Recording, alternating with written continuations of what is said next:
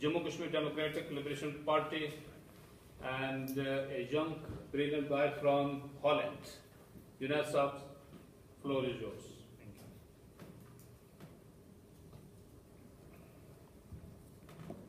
Distinguished guests, before starting with my speech, I would like to congratulate the organizers for hosting such an important and successful event at this epitome of diplomacy.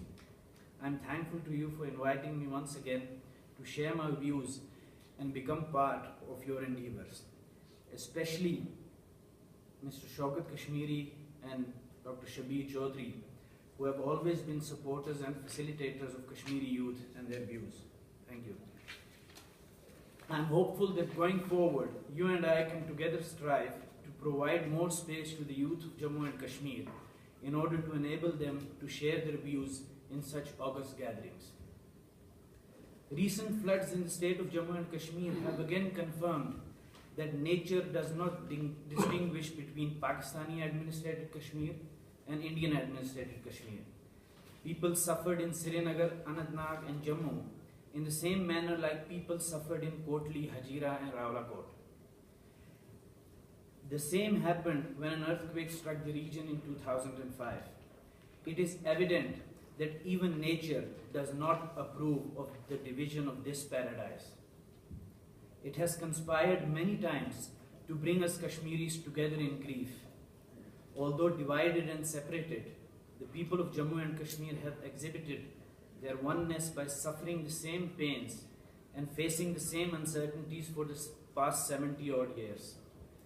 I urgently appeal the United Nations and other international organizations to reach out to the people of Jammu and Kashmir by conducting immediate relief efforts in this hour of need. We Kashmiris desperately require your assistance at this critical juncture. During my speech in March at the 25th session of the UN Human Rights Council, I had mentioned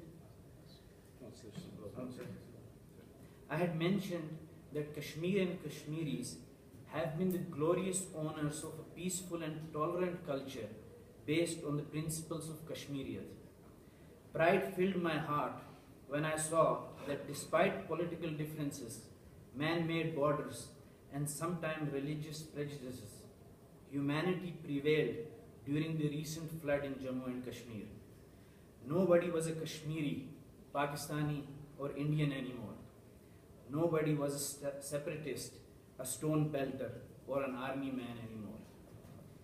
Everyone displayed their love for humanity during this time of unprecedented human suffering. It is because of these strong foundations of Kashmiriyat that the recent uprisings of forces like the Islamic State, Taliban, and other Al-Qaeda offshoots will never succeed in Kashmir.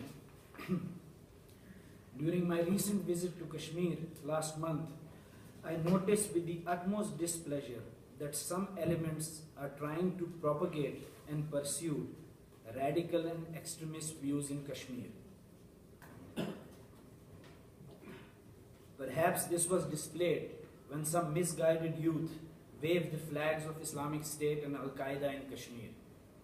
I would like to assure you all and the international community that these extremist views are not ours, but are part of the ferocious designs of those conspirators who do not belong to any religion. There rests a direct responsibility on all of us to protect our youth for being brainwashed by these disguised animals. At the same time, I would respectfully like to remind my Kashmiri brothers, sisters and elders that being Muslim does not mean we should sacrifice or change our cultural norms and values.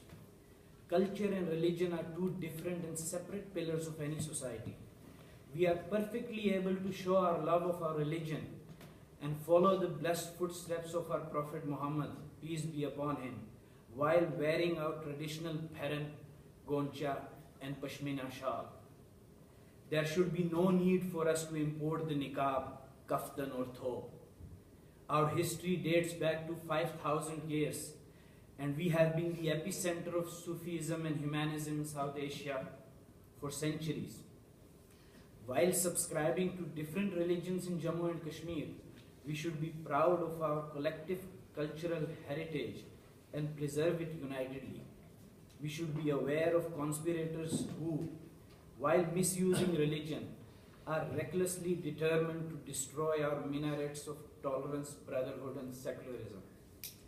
I have always been a staunch supporter of the involvement and empowerment of the Kashmiri youth in efforts regarding peace and stability in the subcontinent. The Kashmiri youth has been one of the worst sufferers of the volatile situation in Jammu and Kashmir. A total of 6 years of strikes during the past 25 years, lack of various educational opportunities, lack of challenging and progressive employment, violence, event-based separatism, and political deceit have only led to a situation where the childhood of today's youth has been marked with scars, which has sometimes resulted in their disillusion. This disillusion, along with the lack of exposure, has at times proven to be the womb of radicalization. While being in this state of mind, the innocent Kashmiri youth have continuously been exploited by various forces for their petty political interests. Let me make it clear that despite facing above-mentioned hardships, the Kashmiri youth have exhibited their talent and resilience numerous times. We have produced excellent doctors, engineers, teachers, and business professionals in Jammu and Kashmir. During the recent floods, it was this youth who voluntarily spearheaded unending rescue operations and became one of the stabilizing factors in these turbulent times. I salute the Kashmiri youth for their strength of character which they have displayed. It is high time that India and Pakistan and the international community together realize the potential of the Kashmiri youth and start making up for their lost childhood by initiating international youth-centric confidence-building measures. Why should the Kashmiri youth be held hostage to this hostility? The Kashmiri youth need to be equipped with knowledge, degrees, jobs, and a broad-based world vision to face the challenges of this fast-changing world.